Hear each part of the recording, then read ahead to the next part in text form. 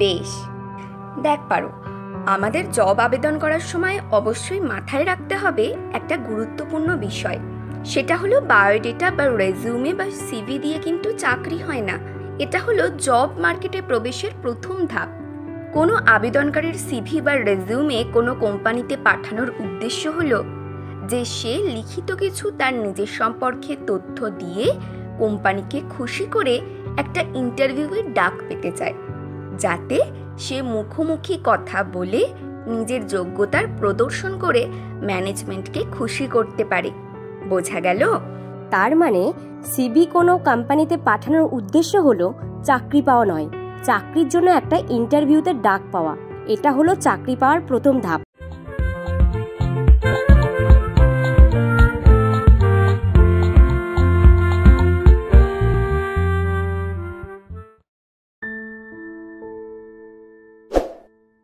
কি করছিস এত মন দিয়ে?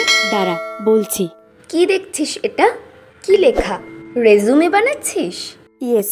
ওকে, তো যে কোম্পানিতে আবেদন করছিস ওরা কি রেজিউমে চেয়েছে নাকি সিভি? কেন, রিজিউমে বা সিভি এটা কি আলাদা? অবশ্যই আলাদা। তবে তুই আজ একটু ফ্রেশাররা কিভাবে জব অ্যাপ্লাই করবে, তার রেজিউমে কি থাকবে সেটা নিয়ে আলোচনা কর। ওকে, তাহলে প্রথমে আমরা জানি বায়োডেটার, রেজিউমে এবং সিভির মধ্যে পার্থক্য কি। ওকে, প্রথমে জানি বায়োডেটা মানে কি। বায়োডেটা অর্থাৎ বায়োগ্রাফিক্যাল ডেটার শর্ট ফর্ম। বায়োডেটাতে সাধারণত পার্সোনাল ডিটেইলস অর্থাৎ height, weight, marital status, religion, caste, hobby, education, skill এবং এক্সপিরিয়েন্স থাকে। এবার বলি রেজিউমে কি। তো রেজিউমে একটা ফরাসি শব্দ। এর অর্থ সামারি বা সারসংক্ষেপ। রেজিউমে মূলত এক পাতার হয় বা খুব বেশি হলে 2 পাতা, এর বেশি কিন্তু কখনোই হয় না। রেজিউমেতে যে পদের জন্য আবেদন করা হচ্ছে সেই পদের জন্য তুই কেন আবেদন করছিস সেটা সংক্ষেপে বোঝাতে হয়। অর্থাৎ তুই যদি কোনো টিচিং পদের আবেদন করছিস সেক্ষেত্রে তোকে সেই পদের জন্য প্রয়োজনীয় তথ্যগুলোই দিতে হবে সারসংক্ষেপে। যেমন তোর যদি টিচিংয়ের কোনো এক্সপিরিয়েন্স থাকে তো সেটা দিতে পারিস, বা তোর একাডেমিক স্কোর খুব ভালো থাকলে সেটা হাইলাইট করতে হবে। সেক্ষেত্রে হাইট, ওয়েট, কাস্ট ইত্যাদি যেগুলো বায়োডেটাতে দিতে হচ্ছিল সেগুলো কিন্তু রেজিউমের ক্ষেত্রে অবাঞ্ছিত। এবার বলি সিভি বা কারিকুলাম ভিটা। কারিকুলাম ভিটা একটি ল্যাটিন শব্দ। এর অর্থ হলো লাইফ ডিটেইলস। সিভিতে রেজিউমে বা বায়োডেটার থেকে অনেক বেশি ডিটেইলস থাকে। সিভি মূলত 2 পাতার বা তার অধিক 3 পাতার বা 4 পাতারও হতে পারে। এটা ডিপেন্ড করছে জবের ওপর। প্রয়োজনীয়তা অনুসারে ডিটেইলিং বাড়তে বা কমতে পারে। বাহ, অনেক ক্লিয়ার হয়ে গেল বায়োডেটা, সিভি আর রেজিউমের মধ্যে পার্থক্য। এবার একটু টিপস দে প্লিজ, যাতে ফ্রেশাররা জব অ্যাপ্লাই করার আগে বায়োডেটা বা সিভি বা রেজিউমে ভালো করে করতে পারে। বেশ, দেখ পারো, আমাদের জব আবেদন করার সময় অবশ্যই মাথায় রাখতে হবে একটা গুরুত্বপূর্ণ বিষয়। সেটা হলো বায়োডেটা বা রেজিউমে বা সিভি দিয়ে কিন্তু চাকরি হয় না। এটা হলো জব মার্কেটে প্রবেশের প্রথম ধাপ। কোনো আবেদনকারীর সিভি বা রেজিউমে কোনো কোম্পানিতে পাঠানোর উদ্দেশ্য হলো যে সে লিখিত কিছু তার নিজের সম্পর্কে তথ্য দিয়ে কোম্পানিকে খুশি করে একটা ইন্টারভিউয়ের ডাক পেতে চায়, যাতে সে মুখোমুখি কথা বলে নিজের যোগ্যতার প্রদর্শন করে ম্যানেজমেন্টকে খুশি করতে পারে। বোঝা গেল? তার মানে সিভি কোনো কোম্পানিতে পাঠানোর উদ্দেশ্য হলো চাকরি পাওয়া নয়, চাকরির জন্য একটা ইন্টারভিউতে ডাক পাওয়া। এটা হলো চাকরি পাওয়ার প্রথম ধাপ। একদম ঠিক বুঝেছিস। ইংরেজিতে একটা কথা আছে, first impression is the last impression. প্রথমেই যে প্রভাব ফেলতে পারে তার প্রভাব অন্তিম অবধি থাকে। একজন রিক্রুটার একটা সিভি দেখার জন্য 60 সেকেন্ড বা তারও কম সময় নেয়। যদি সেই সিভি ফার্স্ট ইমপ্রেশন তৈরি করতে না পারে তবে সেই আবেদনকারীর জব পাওয়ার সুযোগও ক্ষীণ হয়ে যায়। আমাদের সিভির প্রেজেন্টেশনটা নিখুঁত ও সুন্দর হওয়া আবশ্যক। একদম। সিভির ফরম্যাটটা খুব গুরুত্বপূর্ণ। অনেক সিভিতে যে পাসপোর্ট ছবি দেয় সেটাও ভুলভাল করে দেয়, সাইড ফেসে দেয়, কেউ দূর থেকে নেওয়া ছবি দেয়। ঠিক, এগুলো কিন্তু সিভির মান খারাপ করে দেয়। পাসপোর্ট ছবি যেমন হয় সেই রকম ছবি দেওয়া, কোনো রকম পোজ ছাড়া। অনেকের সিভিতে আপার কেস, লোয়ার কেস খুব অগোছালোভাবে থাকে, সেটাও খেয়াল রেখে করতে হবে। অনেকে তো তাড়াহুড়ো করে সিভি বানাতে গিয়ে অনেক ব্যাকরণগত ভুল করে, সেটা কিন্তু সিভির মান খারাপ করে দেয় এবং আবেদনকারীর ইন্টারভিউয়ের সুযোগটা নষ্ট করে দেয়। সিভিতে সব সময় প্রফেশনাল ইমেল আইডি দেওয়া উচিত, শিশু সুলভ কোনো ইমেল আইডি দেওয়া উচিত না। হ্যাঁ, আর একটা বিষয় হলো, যে জবের জন্য আবেদন করা হচ্ছে সেই জবের ডিটেলসটা খুঁটিয়ে পড়তে হবে। তারপর সিভি তৈরির সময় নিজের সাথে জব ডিটেলসের যে বিষয়গুলো মিলছে সেগুলো আগে দিতে হবে।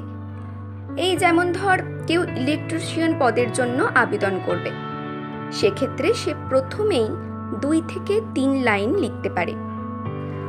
IIT passed licensed electrician with 2 years experience in household electrical works. Result oriented BCom fresher with excellent analytical skill. Highly enthusiastic 2021 graduate looking for an opportunity to work in a challenging environment that leads to organizational and personal growth. ইত্যাদি। উপযুক্ত ভালো headline বায়োডেটার গুণমান বাড়িয়ে দেয়। Biodata বানানোর জন্য ইন্টারনেটে অনেক ফ্রিতে টেমপ্লেট পাওয়া যায়। অ্যান্ড্রয়েড ফোন থাকলে বাড়িতে বসে নিজেই নিজের সিভি বানিয়ে নিতে পারা যায় গুগল ডক থেকে। এছাড়া ক্যানভা, অ্যাডব এইসব সাইটে অনেক সুন্দর সুন্দর সিভি টেমপ্লেট আছে, পছন্দ মতো নিয়ে বানাতে হবে। সিভি বানানোর সময় আর একটা বিষয় খেয়াল রাখতে হবে, যেটা তোমার স্ট্রেংথ সেই বিষয়টা আগে উল্লেখ করা ভালো। এতে রেজিউমে খুব ইমপ্রেসিভ হয়। যেমন ধর, তুই খুব ভালো কোনো ইউনিভার্সিটি থেকে পড়াশোনা করেছিস, সেখানে সবাই পড়তে পারে না, লাইক IIT, ISI, IIM। এইসব ক্ষেত্রে ইনস্টিটিউটের নাম আগে দিলে সিভির ওয়েটেজটা বেড়ে যায়। বা ধর, তুই কোনো বিশেষ স্কিল অর্জন করেছিস যেটা ওই জব পোস্টের জন্য খুব দরকারি, সেটা আগে দেয়, লাইক ডেটা মাইনিং শিখেছিস, বা স্পোর্টসে কিছু ভালো সফলতা অর্জন করেছিস, বা ধর তোর একাডেমিক স্কোর খুব ভালো, তাহলে সেটা আগে দিতে হয়। অর্থাৎ তোর যেটা স্ট্রেংথ সেটা আগে দেওয়া উচিত। মাথায় রাখিস, রিক্রুটার 60 সেকেন্ডের মধ্যেই সিদ্ধান্ত নিয়ে নেবেন ক্যান্ডিডেটের ফার্স্ট রাউন্ড নির্বাচন নিয়ে। ওয়াও, দারুণ কিছু বিষয় উল্লেখ করলি পরি। এই ধরনের গাইডেন্স সচরাচর কেউ দিতে পারে না। তুই এই সব তথ্য কোথা থেকে পাস? সমৃদ্ধ বাংলার ইউটিউব চ্যানেল সাবস্ক্রাইব করে রাখ এখনই। সমৃদ্ধ বাংলা সোল চ্যারিটেবল ট্রাস্ট দ্বারা পরিচালিত সোল ইউথ এম্পাওয়ারমেন্ট প্রোগ্রাম ছেলে ও মেয়েদের কেরিয়ার গাইডেন্সের সাথে আরও অনেক সেবামূলক কাজ করে। তুই সোলের সাথে যুক্ত থাকলে অনেক কিছু শিখতে পারবি। ওকে, আমি আজই সাবস্ক্রাইব করে নেব। তবে আজ আসি পারো। ওকে, বাই বাই। কি ভালো লাগলো?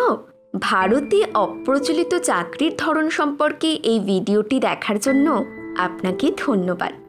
আমি আশা করি আপনার এই ভিডিওটা তথ্যপূর্ণ এবং অন্তর্দৃষ্টিপূর্ণ মনে হয়েছে। আমরা সবাই জানি সঠিক কর্মজীবনের পথ খুঁজে পাওয়া একটি কঠিন কাজ হতে পারে, তবে এটি আমাদের ব্যক্তিগত বৃদ্ধি এবং পরিপূর্ণতার জন্য অপরিহার্য। আপনি যদি এমন কাউকে চেনেন যিনি তাদের পথ খুঁজে পেতে সংগ্রাম করছেন বা বিকল্প চাকরি সম্পর্কে জানতে আগ্রহী, অনুগ্রহ করে তাদের সাথে এই ভিডিওটি শেয়ার করুন। কে বলতে পারে, হয়তো এই ভিডিওটাই তাদের কর্মজীবনকে পরিপূর্ণ ও ফলপ্রসূ করে তুলল।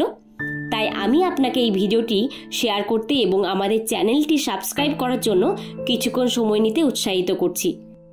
একসাথে আমরা একে অপরকে আমাদের পথ খুঁজে পেতে এবং বিশ্বের উপর ইতিবাচক প্রভাব ফেলতে সাহায্য তো করতেই পারি। আপনার সময় দেওয়ার জন্য আপনাকে অনেক ধন্যবাদ এবং আমরা ভবিষ্যতে আপনার সাথে আরও মূল্যবান সব ভিডিও শেয়ার করার জন্য উন্মুখ।